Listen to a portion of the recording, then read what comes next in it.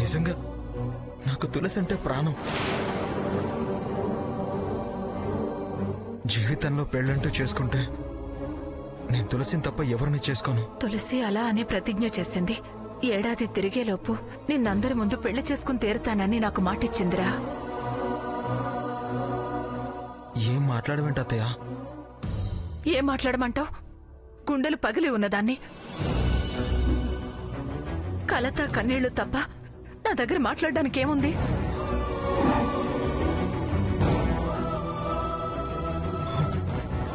అలా అనకత్తయ్య. నువ్వంటే నాన్నకి ప్రాణం. ఎంత ప్రేమ మొన్నే తెలిసిందిగా. ప్రేమున్న వాళ్ళు చేసే పనైనా చేశాడు. నాన్న అలా చేయడానికి ఏదో కారణం ఉంది అత్తయ్య. నువ్వు నాన్నతో మాట్లాడత్తయ్య. ఎలా అయినా నాన్న మనసు మార్చి మా పెళ్లి కొప్పించి నన్ను తులసిని కలపత్తయ్య. ప్లీజ్ అత్తయ్య, ప్లీజ్. మీ నాన్న నా మాట వింటాడా? అంత తేలిగ్గా మారుతాడా? మనసు మార్చుకుంటాడా? అంటే అత్తయ్య, నువ్వు మాట్లాడితే మారతాడన్న నమ్మకం నాకుందత్తయ్య. నాకు లేదు. అంటే ముందు నువ్వు ఒక ప్రయత్నం చెయ్యత్తయ్య. దేనికైనా టైం రావాలి. కాలం కలిసొస్తే మాట్లాడే అవకాశం మీ నాన్నిస్తే నేను తప్పకుండా మాట్లాడతాను. నువ్వు ముందు ఒప్పిస్తానని నాకు మాటివత్తయ్య. నేనెలా మాటివ్వగలను? మాట్లాడి చూస్తాను. నిజంగానా? నిజంగానే. వెళ్ళు. మీ వాళ్ళెవరైనా చూస్తే గొడవలవుతాయి. వెళ్ళు. సరే అత్తయ్య.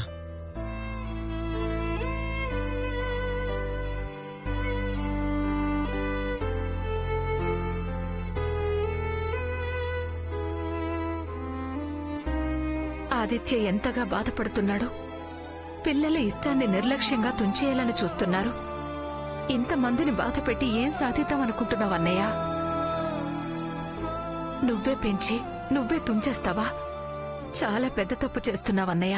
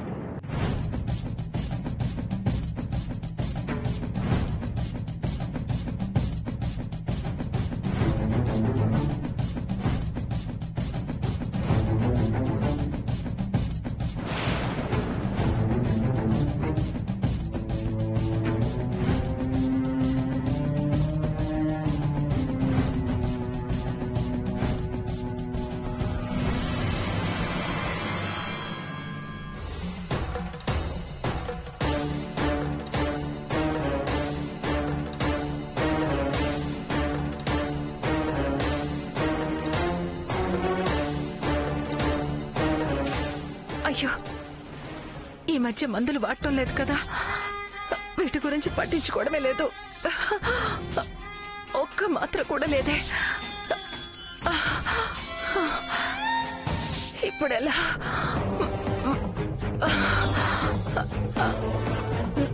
తులసికి ఫోన్ చేయాలి.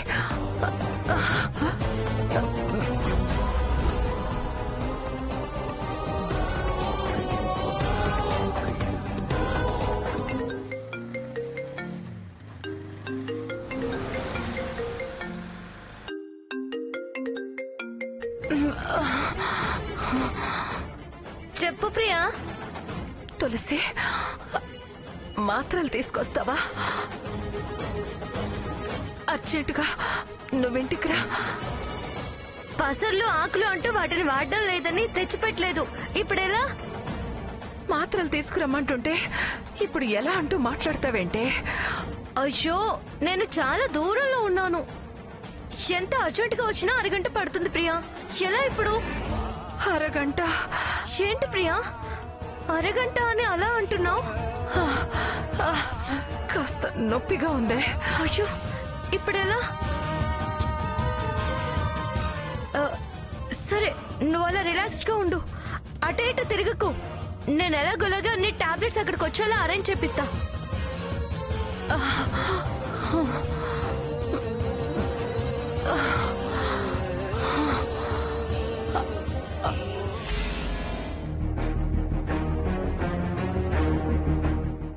ఏర్పాటు చేస్తానంటుంది, ఎలా చేస్తుంది?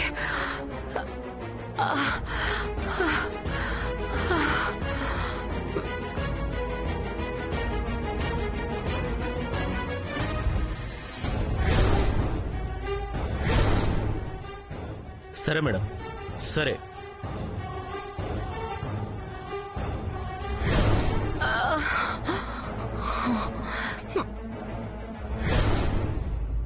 ఓకే సార్, ఓకే ఓకే సరే, నేను తర్వాత ఫోన్ చేస్తాను. సార్ మీ ఫోన్ ఎంగేజ్ వస్తుందట, మినిస్టర్ గారు ఫోన్ కాల్ యూ చేశారు. బ్యాక్. చెప్పండి మేడం.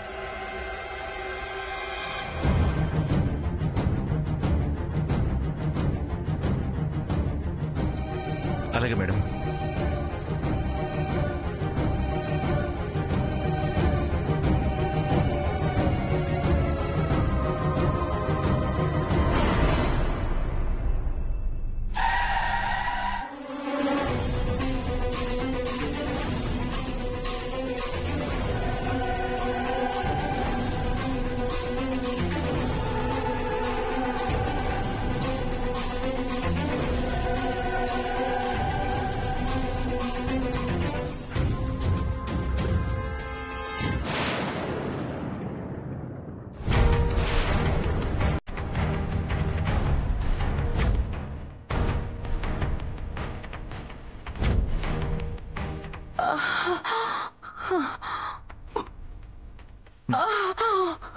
అమ్మో ప్రియా, ప్రియా నీ టాబ్లెట్స్ అయిపోయాయట కదా, అర్జెంట్ అన్నావని మినిస్టర్ గారు ఫోన్ చేసి చెప్పారు.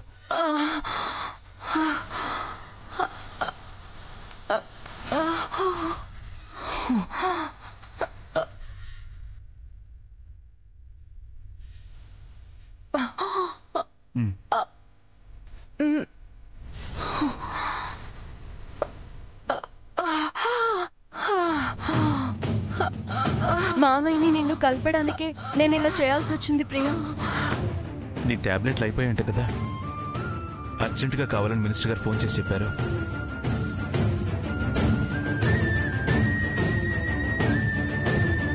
ఏదైనా ప్రాబ్లమా? కాస్త నొప్పిగా ఉంది.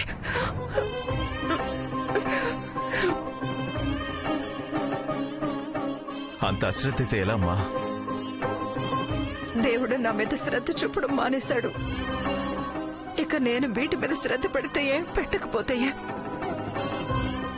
ఎలా జరగాల్సింది అలా జరుగుతుంది. నా చేతుల్లో ఏముంది? పైగా పేదదాన్ని.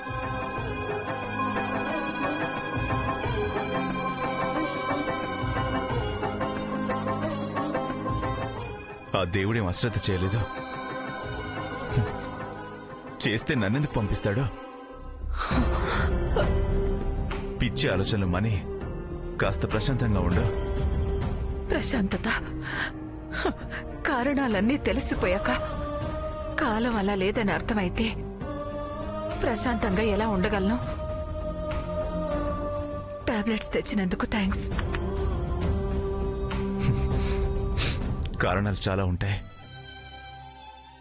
తెలిసినవే అన్నీ అనుకోవడం తప్పు. తెలిసినవి చాలు కుంగిపోవడానికి.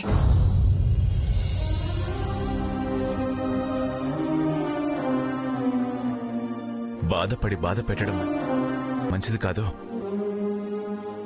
కాలమే మీ అన్ని గాయాల్ని మారుస్తుంది.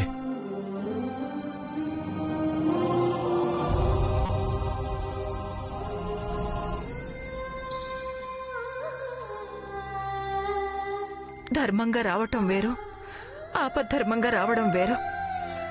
కాలం మీద నెట్టినంత మాత్రాన తప్పు మనది కాకుండా పోదు.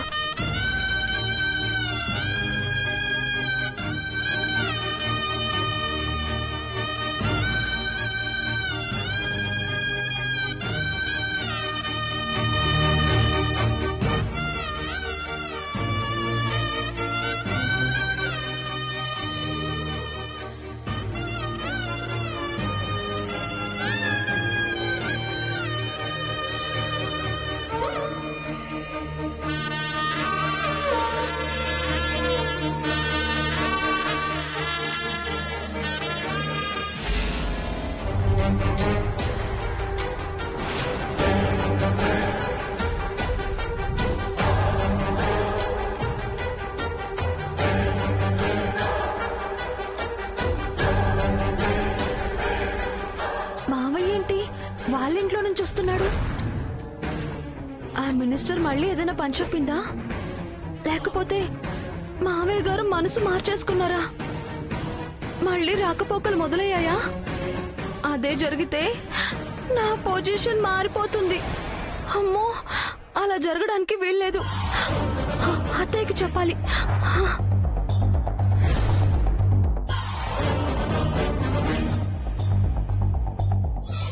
తమరు తమ చెల్లెలింటికి వెళ్ళొచ్చారా?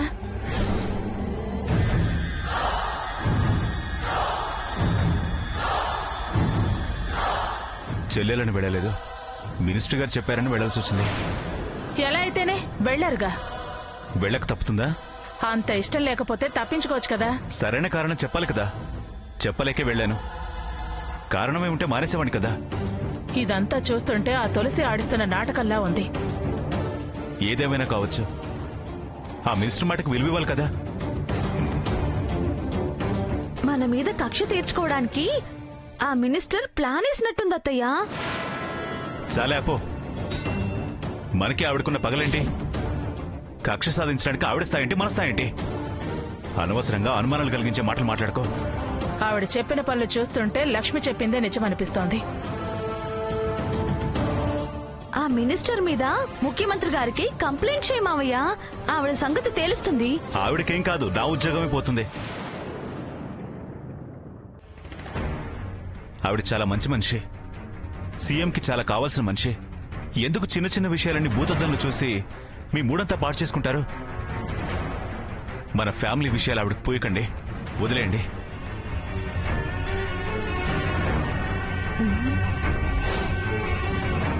దుర్గమ్మ, మినిస్టర్ చెప్పింది అని వంకతో ఈయనగారేమీ రాకపోకలు జరపడం లేదు కదా. ఏమో, చెల్లెల మీద ప్రేమతో చేసినా చేయొచ్చు. మళ్ళీ మొదటికొస్తే అలా ఏం జరగదులేవే. ఎంత ప్రేమున్నా అంతకన్నా భయం కూడా ఎక్కువే ఉంది. అంత దూరం వెళ్లర్లే.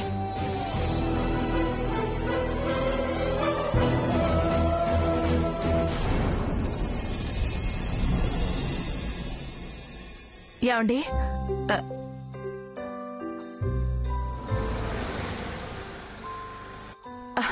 తులసి, మినిస్టర్ గారు వచ్చినట్టున్నారు. మినిస్టర్ గారా? అనే వాళ్ళ ఇంటికేమో. కాదు కాదు, మన ఇంటి ముందే ఆగింది. అదిగో వస్తున్నారు. పదండి.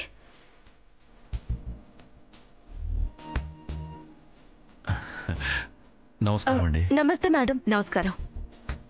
కబురు చేస్తే మేము వచ్చేవాళ్ళం కదండి. పర్సనల్ పని, పిలిపించడం పద్ధతి కాదని నేనే వచ్చాను. రండి మేడం, రండి రండి రండి మేడం. నమస్కారం అండి. నమస్తే. ఏంటి మేడం పర్సనల్ పని? చెప్పడానికేగా వచ్చింది. కూర్చోండి. కూర్చోండి.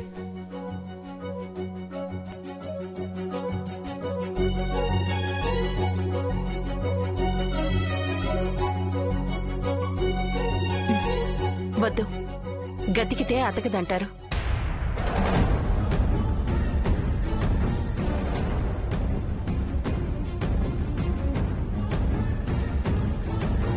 ఏంటండి అలా అన్నారు? చూడండి, నేనొచ్చిన కారణం అలాంటిది.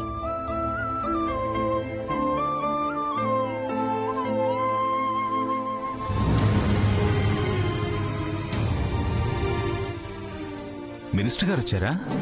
అవును సార్. ఏ పని మీద వచ్చుంటారబ్బా? అమ్మగారి తమ్ముడికి తులసి గారిని అడగడానికి కూర్చుంటారు.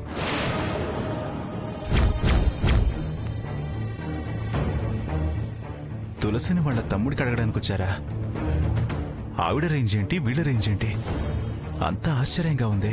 అసలు తులసికి మినిస్టర్ గారు ఎలా పరిచయమో అర్థం కావడం లేదు. పైగా సంబంధం కూడా కలుపుకుందాం అనుకున్నారు వాళ్ళ తమ్ముడితో. కార్పని, అది విషయం.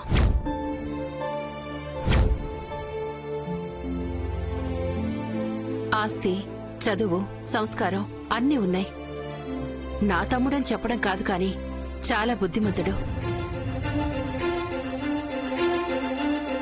మీరిలా రావడం చాలా సంతోషంగా ఉంది. మీ అంత గొప్ప సంబంధం రావడం గర్వంగా కూడా ఉంది. కానీ మేమిప్పుడే తులసికి పెళ్లి చేసే ఆలోచనలో లేము.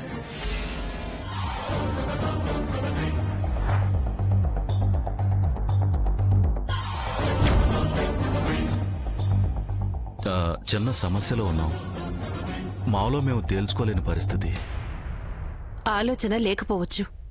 మీరే మంచి సంబంధం అన్నారు. మీరు ఇప్పటికిప్పుడే సమాధానం చెప్పాల్సిన పనిలేదు. నిదానంగా ఆలోచించుకునే చెప్పండి. పైగా మాలాంటి సంబంధం వెతుక్కుంటూ వస్తే రకరకాల అనుమానాలు కూడా వస్తాయి. కానీ నాకు తులసి అన్ని విధాలా నచ్చడం వల్లే వచ్చాను.